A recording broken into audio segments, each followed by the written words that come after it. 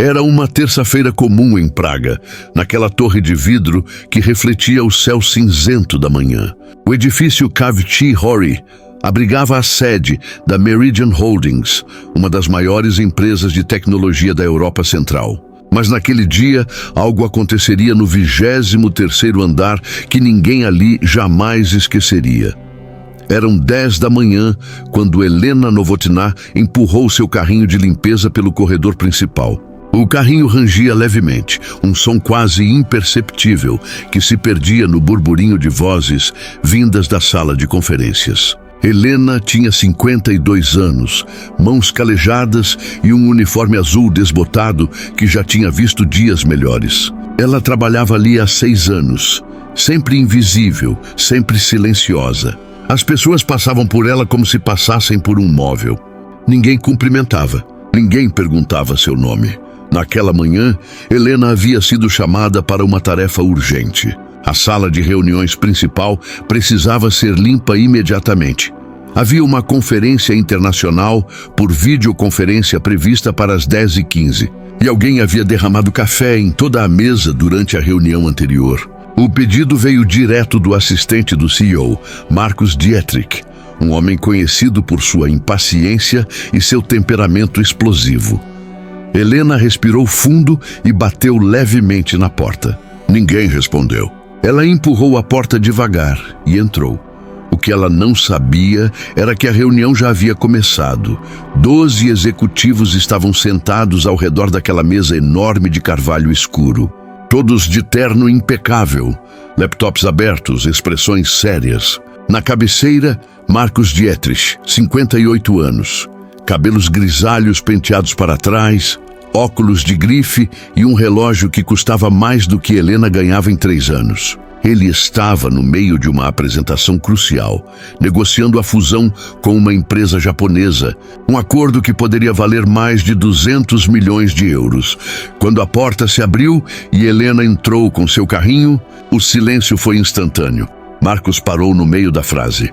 Todos os olhos se voltaram para ela. Helena sentiu o peso daqueles olhares. Seu coração acelerou. Ela percebeu o erro imediatamente, mas já era tarde. Desculpe, me disseram para limpar a sala, sussurrou Helena, recuando. A risada começou baixa, vinda de um dos executivos mais jovens, Thomas, à direita da mesa. Depois outro e outro.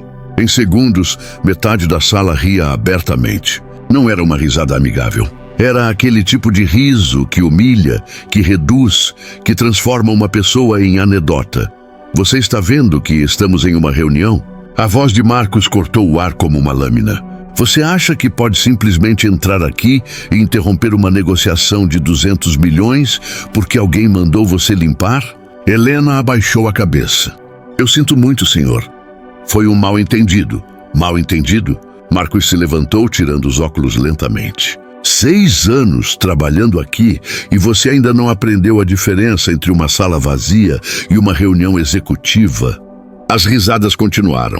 Helena sentiu lágrimas começarem a queimar seus olhos, mas se recusou a deixá-las cair. Ela deu um passo para trás. Foi quando aconteceu. A tela grande atrás de Marcus, onde a videoconferência deveria acontecer, de repente acendeu. Mas não mostrava os executivos japoneses. Mostrava algo completamente diferente. Era uma gravação. E nela, Marcus Dietrich aparecia claramente sentado em seu escritório, falando ao telefone.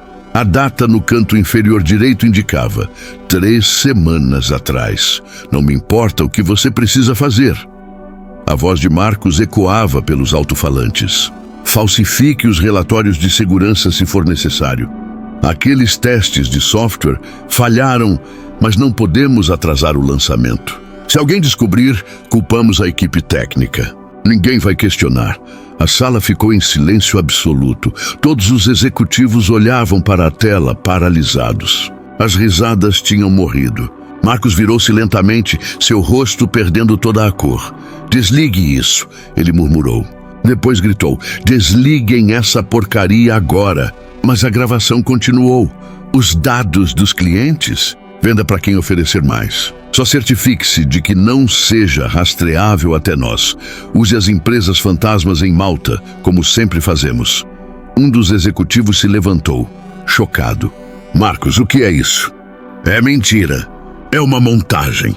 Marcos estava suando agora, aflito, correndo até o controle da sala de conferências. Mas não importava o que ele apertasse. A gravação não parava. Todos os olhos eventualmente se voltaram para Helena. Ela ainda estava parada ali, perto da porta, segurando seu carrinho de limpeza. Mas algo tinha mudado em sua postura. Ela não estava mais encolhida. Seus ombros estavam retos. E em seus olhos havia algo que ninguém ali tinha visto antes. Determinação.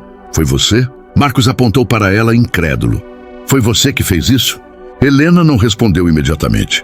Ela apenas observou, enquanto a gravação continuava revelando fraude após fraude, esquema após esquema.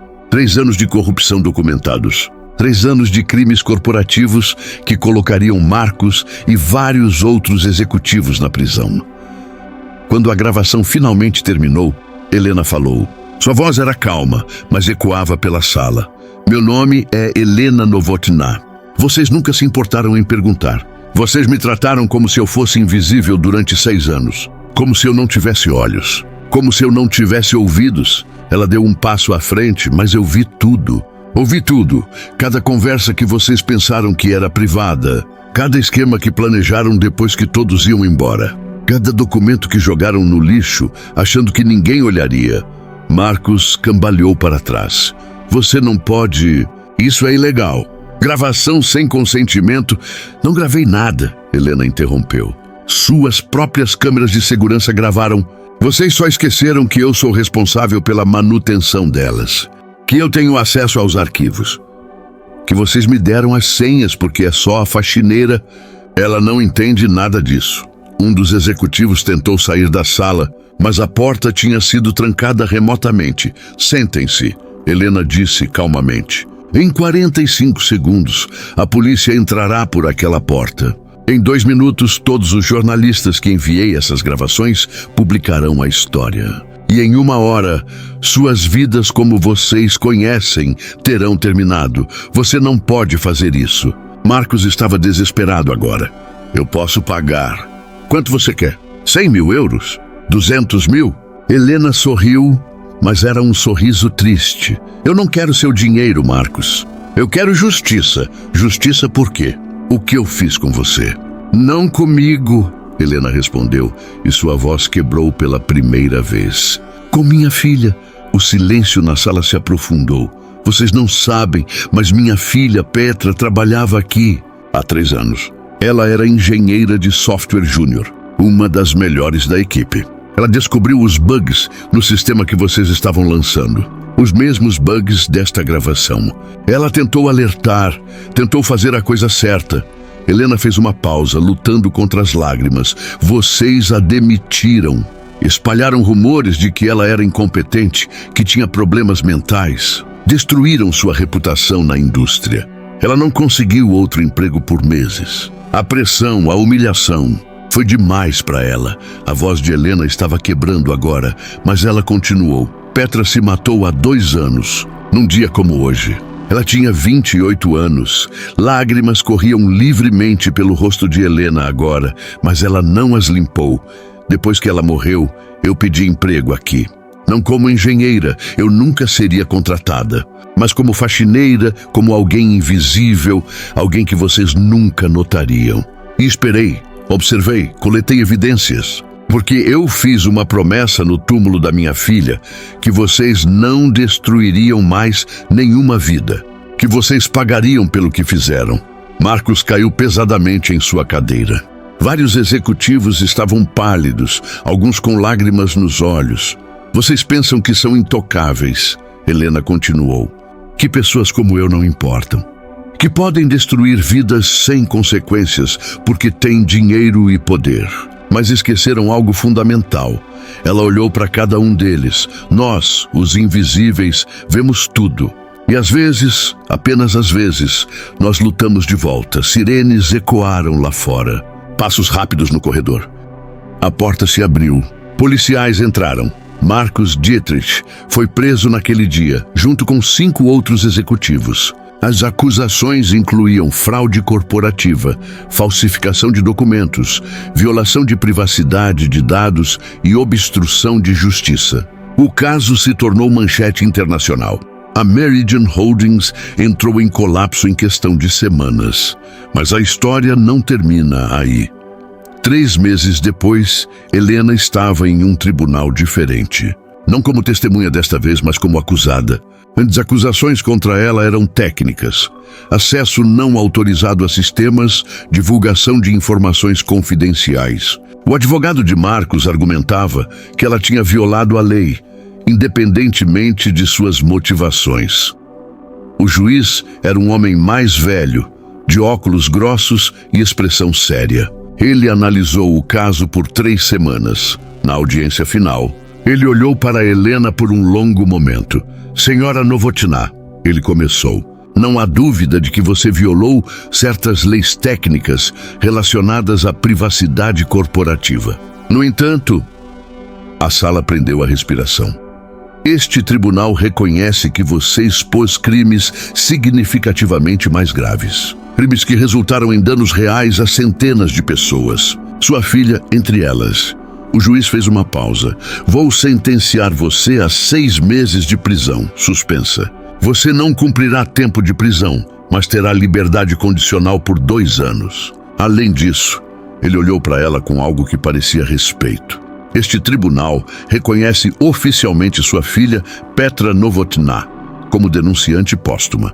Seu nome será limpo nos registros profissionais. E você receberá a recompensa de denunciante estabelecida por lei europeia, que neste caso equivale a 3,2 milhões de euros. Helena cobriu o rosto com as mãos e chorou.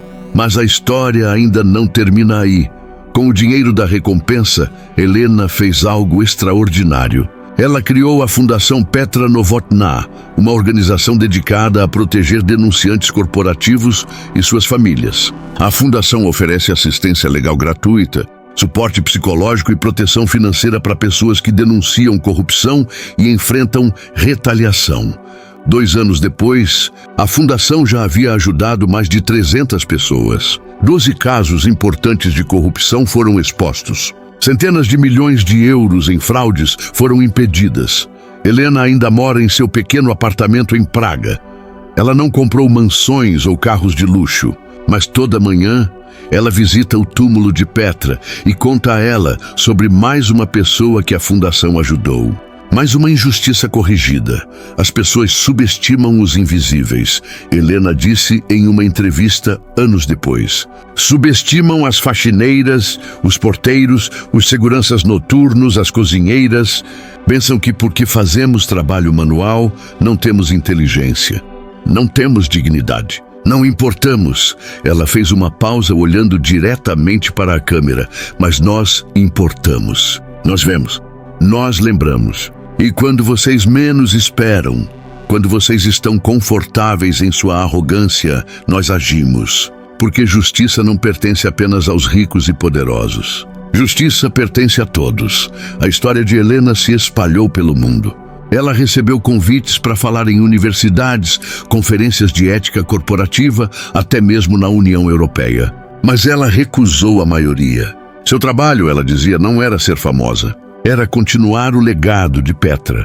Hoje, a Fundação Petra Novotná é uma das organizações de proteção a denunciantes mais respeitadas da Europa. Ela ajudou a reformar leis em 7 países. Inspirou dezenas de outras organizações similares. E Marcus Dietrich, ele cumpriu 8 anos de prisão.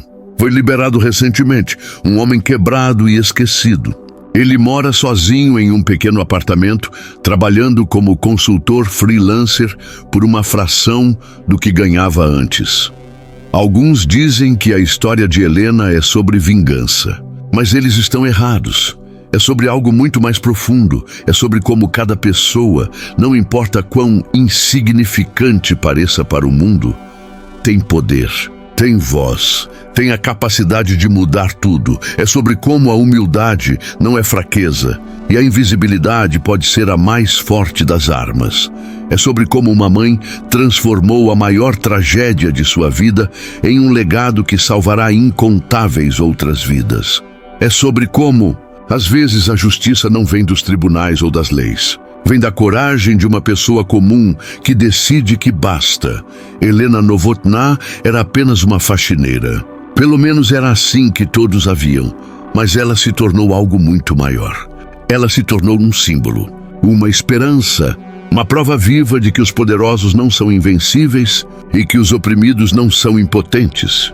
Naquela manhã em Praga, quando todos riram dela, ninguém imaginava que 40 segundos depois, o mundo deles desmoronaria.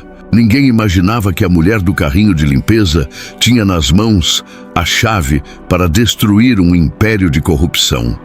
Mas Helena sabia. Ela sempre soube, porque ela tinha aprendido algo que todos nós precisamos aprender. Nunca subestime as pessoas que a sociedade torna invisíveis. Elas veem mais do que você imagina, sabem mais do que você pensa. E quando elas decidem agir, o impacto é devastador. Hoje, quando você passar por uma faxineira, um porteiro, um garçom, uma pessoa qualquer fazendo trabalho que a sociedade considera humilde, lembre-se desta história. Lembre-se que por trás daquele uniforme há uma pessoa completa, com sonhos, com histórias, com capacidades que você nem imagina. Trate-as com respeito, trate-as com dignidade. Porque você nunca sabe quando essa pessoa pode ser a próxima Helena Novotná. E você definitivamente não quer estar do lado errado dessa história. A pergunta que fica é: quantas Helenas existem agora mesmo, observando silenciosamente, esperando o momento certo? Quantas injustiças estão sendo documentadas por pessoas que o mundo decidiu ignorar? E a resposta é simples, mais do que você imagina. E isso, de alguma forma estranha e bonita, é esperançoso. Porque significa que a justiça, a verdadeira justiça, não morreu. Ela apenas está esperando, observando, preparando-se pelas mãos dos invisíveis. Helena Novotná provou que uma pessoa pode fazer diferença. Que coragem não exige poder ou dinheiro. Que às vezes tudo o que é preciso é a determinação de uma mãe que se recusa a deixar a morte de sua filha ser em vão. Ela transformou dor em propósito, tragédia em triunfo, invisibilidade em impacto. E essa é a maior lição de todas. Você não precisa ser rico, famoso ou poderoso para mudar o mundo. Você só precisa ser corajoso o suficiente para tentar. Então, da próxima vez que você testemunhar uma injustiça, pergunte-se o que Helena faria. Da próxima vez que você ver alguém sendo humilhado ou menosprezado, pergunte-se qual é o meu papel nesta história. Porque todos nós temos um papel. Todos nós temos uma escolha. Podemos ser como os executivos que riram, cegos em nossa arrogância, convencidos de nossa superioridade, destinados à queda. Ou podemos ser como Helena, pacientes, observadores, prontos para agir quando a justiça exige. A escolha é nossa e o mundo está observando. Se esta história tocou você, compartilhe-a.